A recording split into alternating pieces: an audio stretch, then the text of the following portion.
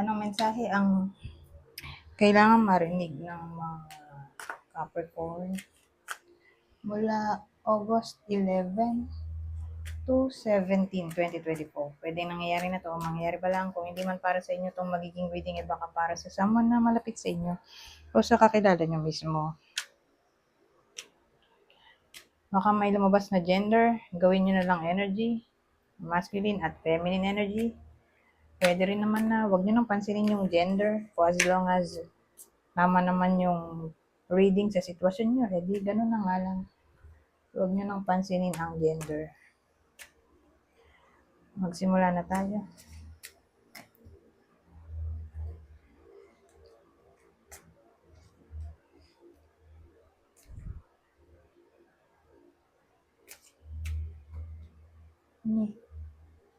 Ano to?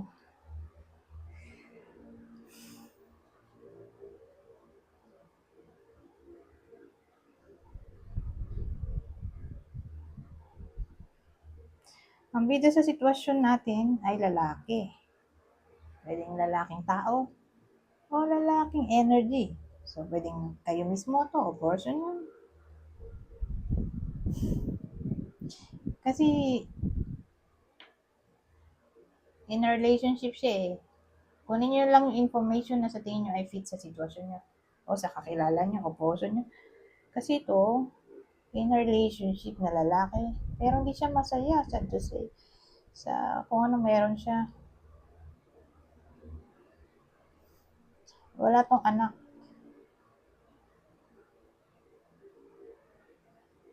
Pero may karelasyon siya.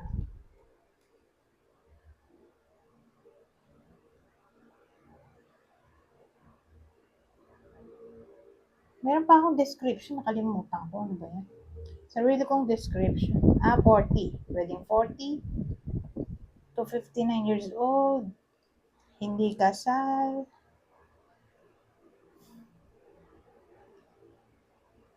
Walang anak. Pero hindi nga masaya yung tao dito. Kasi parang iniwan siya dito eh. Iniwanan siya ng person niya siguro. Karelasyon niya. Either ginost o hindi siya pinapansin.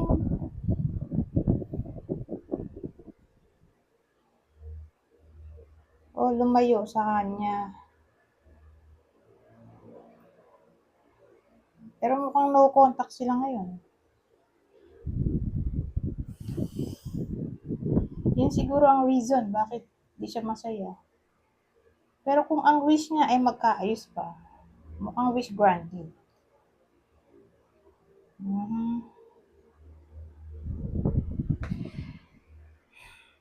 Pero sabihin natin, ganun nga ang case. No contact. Eto, magiging patient siya hanggang sa maging okay yung partner niya kung sakaling nag-away. In the end, magbubunga yung patience niya at magiging masaya siya. Pwede rin ganun.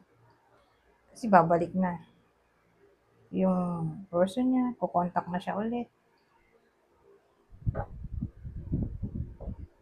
So, depende sa kung anong wish nitong lalaki. Basta magiging masaya siya.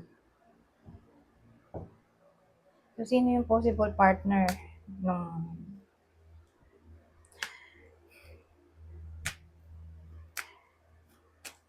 ano nga ba to, Capricorn sa kwentong to?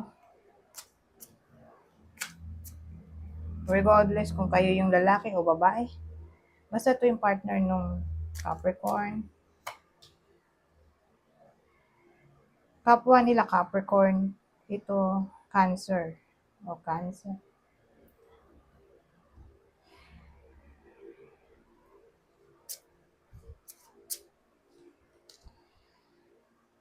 May ano tayo.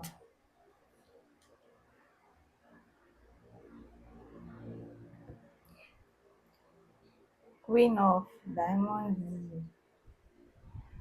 At Six of Spades. Pero nakatingin ako sa picture. Ang cute eh. Hindi ko alam kung aware ba kayo sa nasa drawing. But anyways, tungkol saan yan? Well, may babae tayo, oh. Kaya lang,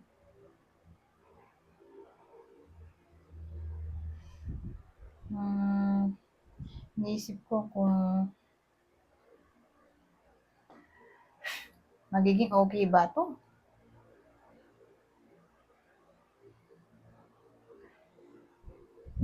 Itong reading natin kasi mukhang may maliit na pagbabago na maaaring mangyari sa buhay niya. Pero at least may pagbabago. Yun nga lang, di ko masabi kung maganda ba yung pagbabago na yun o masama.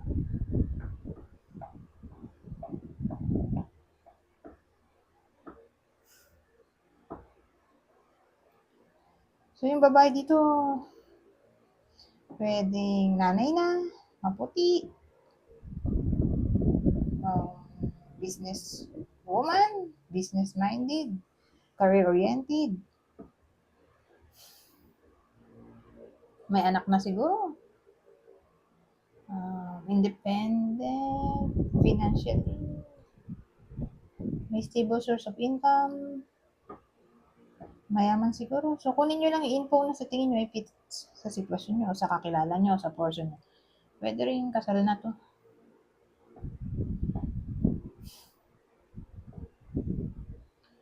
So, yun. Mukhang may magandang mangyayari sa buhay niya. Small change eh, pero siguro in a good way. So, pwede siyang improvement. Pero sabihin naman natin na ito yung person ng iba sa inyo o kakilala in general. Tapos yung kakilala nyo ay babae. Tapos yung babae yun, sabihin natin may pagka chismosa o may pagka flirt. Kung ganun ang case, mukhang mababago pa ang babaeng to. Pero ano lang yung reading natin weekly. Isang linggo lang. Who knows? Baka naman forever na to. Pero ngayong linggo, August 11 to 17, mukhang babait yung babae dito. Oh. Sa iba sa inyo. Lalo na kung yun nga, mabunganga, chismosa, flirt. So, depende. Depende sa case. Pero kung ganun nga ang sitwasyon,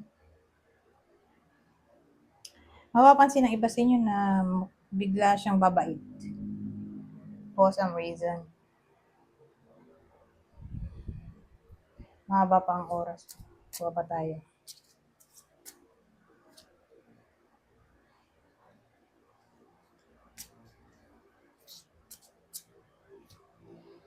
Oh, double three. Oh. Three of diamonds at three of hearts. Maganda ba to?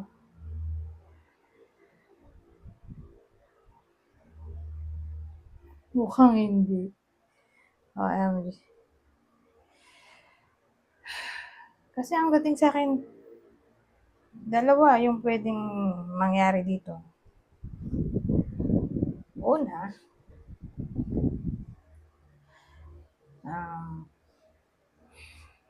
pag-aawayan ay third party. Okay? Una. Pangalawa, na pwedeng scenario,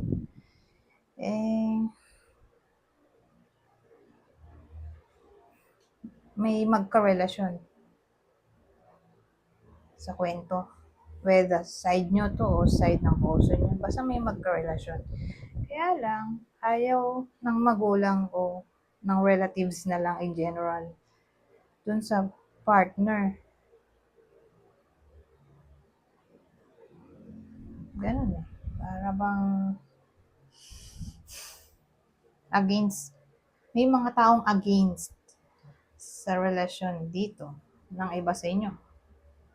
So again, pwedeng in-laws to, magulang, literally, kapatid, kamag-anak, anak, sariling anak, pwede rin. Yun yung third party. Kasi marami namang meaning ang third party. Pwedeng lover. At pwede rin third party ibang tao. Kasi dalawa lang kayo, di ba? Sa ibang tao, yung pangatlo. So again, karelasyon o magulang, kapatid, anak, kamag-anak in general, kaibigan, katrabaho. Ibang tao na lang ha. Sa madaling salita.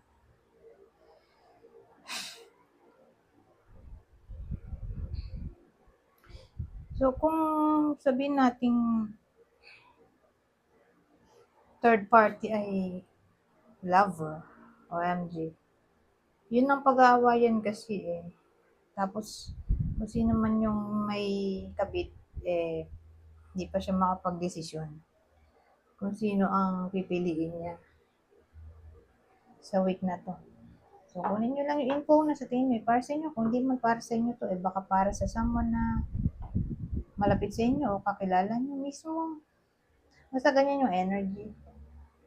Anyways, punta tayo dito. Kunin nyo lang yung info na sa tingin nyo ay fit sa inyo ha. Dahil oracle reading na to. Pwedeng para sa inner relationship.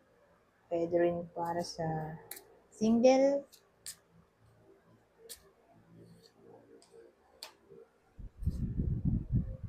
So sabi,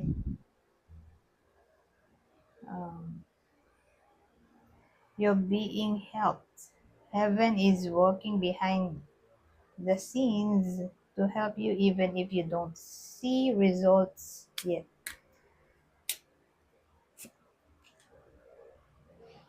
Healing heart. You're a powerful healer. Keep up the great work. Ang huli. Blessed change.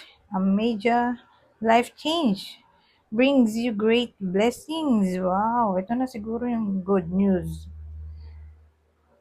Kasi kanina lalaki lang yung involved eh, na may wish na magkakatotoo. Ito in general na. Whether babae o lalaki. May blessing na paparating sa bagay. Sabi ko rin naman dun sa kanina ito. May pagbabago. In a good way, improvement. Diba? Dito lang tayo pumalpak sa dito, sa dalawang to, na may bad news. Pero mas gusto ko na yung ganun. Yung may pros and cons. May positive at negative reading kaysa lahat positive. Kasi, mahirap pag ganun. Too good to be true o